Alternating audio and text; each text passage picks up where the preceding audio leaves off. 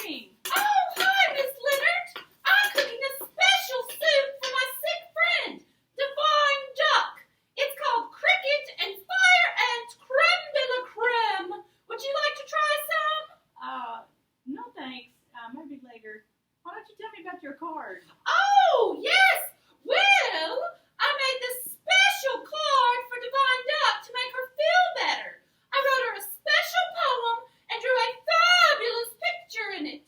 You know, I'm an artist as well as a chef. Yes, that's a fabulous abstract painting at the bottom. Abstract? You can't see it? You can't tell what it is? Why don't you tell me what it is? Oh, okay. Well, I will read you my poem first. Crickets are sweet. Flies are too. You are the best. I love you. That's a fabulous poem. What's in the painting part? Oh, there's crickets and the fireflies. See it? Oh, okay. See it right there? Now, of course I see it. Yes. Okay. Oh, that is so sweet. I'm sure that would cheer up your friend. And you know, you can send your card through the mail, or you can send it with text on your phone, or email on your computer, or Facebook, YouTube, or Seesaw. Oh, there are many ways to send special messages to your friends. That's right. You know who gets sick in today's chapter? Oh, who? Stuart. Oh, no. What happens to Stuart? Well, let's find out. So, kids, today we'll be reading chapters 8 and 9 in Stuart Little. Chapter 8, Margalo. Because he was so small, Stuart was often hard to find around the house.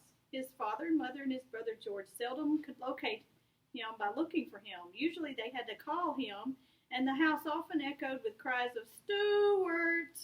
Stuart!" Because why do you think they can't find him? He's probably hiding again somewhere. You think he's hiding, okay. One day when he was 7, Stuart was in the kitchen watching his mother make tapioca pudding. You like tapioca pudding? I adore tapioca pudding. I make the best tapioca pudding. I'm sure you do. He was feeling hungry, and when Mrs. Little opened the door of the electric refrigerator to get something, Stuart slipped inside to see if he could find a piece of cheese. Uh-oh, what do you think's going to happen? He's inside the refrigerator. Oh, I hope he doesn't get shut in there. He supposed, of course, his mother had seen him, and when the door shut, he realized he was locked in. Oh, no! Oh, no, that's right. "Help," he called. "It's dark in here. It's cold in here. Help, let me out. I'm getting colder by the minute." But his voice was not strong enough to penetrate the thick wall. In the darkness, he stumbled and fell into a saucer of prunes. Oh, prunes. Do you like prunes? Oh, not too much. The juice was cold. Stuart shivered and his teeth chattered. It wasn't until half an hour later. Now, how many minutes would half an hour be? Oh, half an hour. Let's count. 30 minutes. Oh, that's correct. Very good, Julia. Mrs. Little again opened the door and found him standing on a butter plate, beating his arms together to try to keep warm, and blowing on his hands and hopping up and down. "Mercy," she cried. "Stuart, my poor little boy." His mom had to put him to bed because now he was sick. He had a bad cold, which turned into bronchitis, and he had to stay in bed for almost 2 weeks. 2 weeks? Have you ever been sick like that, Julia? No, not that sick. I've been sick, but I hope my friend isn't sick for 2 weeks. Oh, I do too. During his illness, the other members of the family were extremely kind to Stuart. Mrs. Little played tic-tac-toe with him. George made him a soap bubble pipe and bow and arrow. Mr. Little made him a pair of ice skates out of 2 paper clips. So they're all trying to do things to cheer him up. Yeah, like your card. That's very good. One cold afternoon, Mrs. Little was shaking her dust cloth out of the window. She noticed a small bird lying on the windowsill, not moving. She brought it in and put it near the heater, and in a short time it fluttered its wings and opened its eyes. It was a pretty little hen bird, brown, with a streak of yellow on her breast. The Littles didn't agree on what kind of bird she was. "She's a wall-eyed vireo," said George scientifically. "I think she's a wren," said Mr. Little. Anyway, they found her a place in the living room, fed her, and gave her a cup of water. Soon she felt much better and went hopping around the house. Presently she hopped upstairs and into Stuart's room. "Hello," said Stuart. "Who are you? Where did you come from?" My name is Margalo, said the bird softly in a musical voice. I come from fields once tall with wheat, from pastures deep in fern and thistle. I come from vales of meadowsweet, and I love to whistle. So what do you think? What do you think about Margalo? Oh, I think Margalo and I would be great friends. I think so too. I think so too. Stuart sat upright in bed. Say that again, he said. I can't, replied Margalo. I have a sore throat. Oh, no. Margalo's sick too. So have I, said Stuart. I've got bronchitis. You better not get near me. You might catch it. I'll stay right here by the door, said Margalo. You can use some of my gargle if you want to, and here's some nose drops, and I have plenty of Kleenex. Thank you very much. You're very kind, replied the bird. Did they take your temperature? Asked Stuart, who was beginning to be worried. No, said Margalo, but I don't think it'll be necessary. Well, we better make sure, because I'd hate to have anything happen to you. They're practicing social distancing. That's right. They're going to take her temperature and make sure she's okay. He tossed her the thermometer. Margalo put it under her tongue, and she and Stuart sat very still for 3 minutes. Then she took it out and looked at it. Normal, she said. Stuart's heart leapt for gladness. It seemed to him he'd never seen any creature as beautiful as this tiny bird, and he already loved her. I hope that my parents have fixed you up with a decent place to sleep. Oh, yes, I'm going to sleep in the Boston fern on the bookshelf in the living room. It's a nice place for a city location. And if you'll excuse me, I think I shall go to bed. It's getting dark outside. I always go to bed at sundown. Good night, sir. Please don't call me sir, cried Stuart. Call me Stuart. So, what do you think about Margalo's place to sleep at night? I think for the city it sounds quite nice. Yes, where do you sleep, Julia? Oh, I have a huge feather bed that I sleep on. Are they your feathers? Oh, no. No. Very well, said the bird. Good night, Stuart, and she hopped off with light bouncing steps. Good night, Margalo, called Stuart. See you in the morning. Stuart settled back under the bedclothes again. There's a mighty fine bird, he said. Mrs. Little came in to tuck him in, and Stuart asked her if she thought that the bird would be safe. Quite safe, replied Mrs. Little. What about the cat, Snowbell? Remember the cat, Snowbell? Oh, Snowbell. Trouble. Uh-oh. Trouble. Snowbell won't touch the bird, his mother said. You go to sleep, forget all about it. She closed the window and turned out the light. Stuart closed his eyes and lay there in the dark, but he couldn't sleep. He tossed and turned. He kept thinking about the bird downstairs asleep in the fern. He kept thinking about Snowbell and the way Snowbell's eyes gleamed. Finally, he was unable to stand it any longer. He turned on the light. There's just something in me that doesn't trust a cat, he said. I can't sleep knowing that Margalo's in danger. What do you think? Is Margalo in danger? She could be. Could be. Oh, Snowbell. So he took his bow and arrow and his flashlight, and he tiptoed out into the hall. Everybody had gone to bed, and the house was dark. He found his way to the stairs and went down them. His throat hurt him, and he felt a little dizzy. Sick as I am, this has to be done.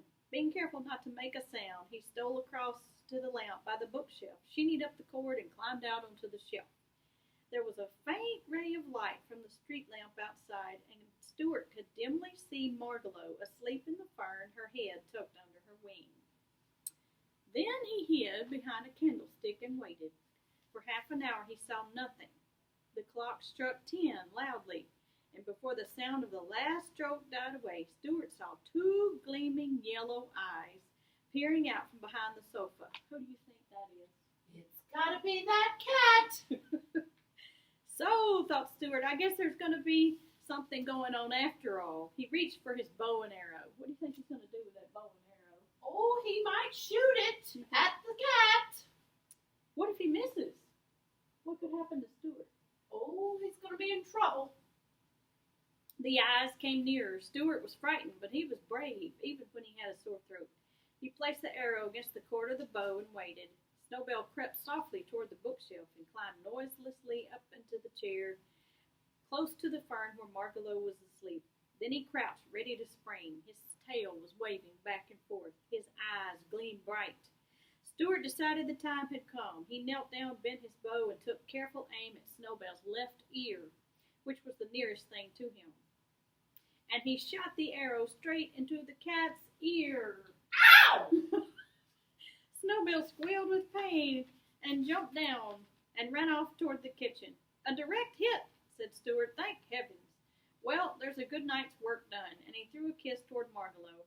It was a tired little mouse that crawled into bed a few minutes later, tired but ready for sleep. And here's a picture of Stuart shooting his arrow at Snowbell. Now, does Snowbell know who shot him? Oh, I'm sure she knows.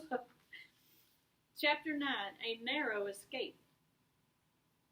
Margalo and Stuart became fast friends, and as the days passed, it seemed to Stuart that she grew more and more beautiful. He hoped she'd never go away from him. One day, when he'd gotten better from bronchitis, he took his new skates and went outside to look for the pond. He didn't get far. The minute he stepped out onto the street, he saw an Irish Terrier dog, so he had to go up an iron gate and jump into a garbage can where he hid in a grove of celery. Ew. Now, would you hide in a garbage can? I would try to find somewhere else, but I guess if that was all there was. While he was there waiting for the dog to go away, a garbage truck came by, and Stuart felt himself being lifted high in the air, and in an instant, everything in the can was dumped into the big truck. Oh no, what do you think's going to happen next? I guess he's going to be on a ride on that garbage truck. That's right. If I jump now, I'll hurt myself, thought Stuart, so he got back in the can and waited. Stuart landed on his head, buried 2 feet deep in wet, slippery garbage in the truck. All around him was garbage, smelling strong. Under him, over him, and all 4 sides of him, garbage. And can you imagine how bad that smells? Oh, it would be awful. Wouldn't it? Just an enormous world of garbage and trash and smell. It was a messy spot to be in. He had eggs on his trousers, butter in his cap, gravy on his shirt, and a banana peel around his waist. Still hanging on to his skates, he tried to make his way up to the surface of the garbage, but he couldn't. He kept trying to get to the top, but he kept getting sick at his stomach because of the smell. He was afraid of being squashed by the next can load of garbage. At last, he did succeed to getting to the surface, and he saw that the truck was not making any more collections, but was going down the highway. We're going east, he said to himself. I wonder what that means.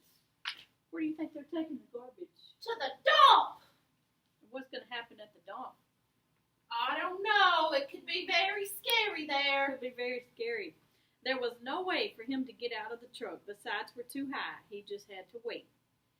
When the truck arrived at the East River, which borders New York City, and which is a rather dirty but useful river, the driver drove out onto the pier, backed up to a garbage scow, and dumped his load. Okay, so in the picture it shows them dumping the garbage. It's like a barge, and it's in the ocean. And you know they're gonna take that garbage? Where do they take it, Miss Lehnert? They take it out into the ocean and they dump it in the water. Ew. That's horrible? not very good for Earth Day. No, that's not very good for Earth Day, is it? I hope they don't do that anymore. I'm afraid they do. Oh. I'm afraid they do. Stuart went crashing and slithering along with everything else and hit his head so hard he fainted and lay quite still. He lay that way for almost an hour. And when he came to, he looked around him and saw nothing but ocean water all around him. The scow was being towed out to sea. How's he going to get out of this mess? I don't know how Stuart will ever get out of this mess. Scary. Well, thought Stuart, this is about the worst thing that could happen to anybody. I guess this will be the last ride that I have in this world. For he knew that the garbage would be towed 20 miles out and dumped into the Atlantic Ocean. 20 miles? Yeah. Yeah, do you think he could swim back 20 miles? I don't think that little mouse could swim that far.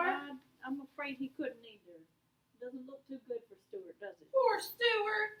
I guess there's nothing I can do about it. I'll just have to sit here bravely and die like a man. But I wish I didn't have to die with egg on my pants and butter on my cap and gravy on my shirt and banana peel wrapped around me.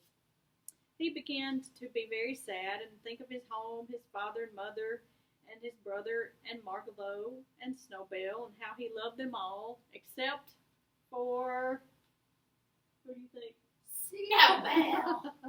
And what a pleasant place his home was, especially in the early morning with the light just coming in. The tears came into his eyes when he realized he would never see them again. He was still crying when a small voice behind him whispered, "Stuart." Who do you think that small voice is? I don't know.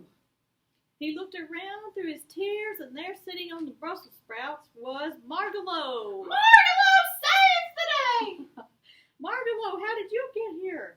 Well, said the bird, I was looking out the window when you left home, and I happened to see you get dumped into the garbage truck, so I followed you. I've never been so glad to see anybody in all my life, said Stuart, but how are you going to help me? So how do you think that Margalo's going to help him? Well, Margalo can fly! That's right, she can fly.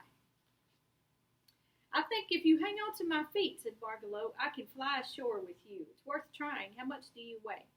3 ounces and a half, said Stuart. With your clothes on? Replied Margalo. Certainly, replied Stuart. Then I believe I can carry you. Suppose I get dizzy, cried Stuart. Don't look down. Then you won't get dizzy. Suppose I get sick at my stomach. Well, you'll just have to be sick. Anything's better than dying out here in the garbage. Yes, that's true, Stuart agreed. Hang on then. Let's get started. All right, so here's Margalo carrying Stuart. And he's trying really hard not to look down and get scared. Do you think they'll make it 20 miles? Oh, I sure hope so. With a flutter of wings, Margalo rose into the sky, carrying Stuart along, and together they flew out over the ocean and headed toward home. Whew, said Margalo. You smell awful, Stuart. I know I do. I hope it isn't making you feel bad. I can hardly breathe, and my heart is pounding in my chest. Isn't there something you could drop and make yourself lighter? Well, I suppose I could drop these ice skates, said Stuart. Goodness, cried the little bird. Toss those heavy things away, or we'll both come down in the ocean. So he threw the skates away. That's better. I can already see the towers and chimneys of New York City. 15 minutes later, in they flew through the open window of the Littles' living room and landed on the Boston Fern. Mrs. Little, who'd left the window up when she missed Margalo, was glad to see them back, for she was beginning to worry. So here's a picture of the apartment building, and Margalo's carrying Stuart. When she heard what had happened and how near she'd come to losing her son, she took Stuart in her hand, and even though he smelled so bad, she kissed him. Then she sent him upstairs to take a bath, and sent George out to take Stuart's clothes to the cleaners. What was it like out there in the Atlantic Ocean? Said Mr. Little, who'd never been away far from home. Stuart and Margalo told them all about the ocean and the gray waves and the seagulls and the ships and the tugs and the wind making a sound in your ears.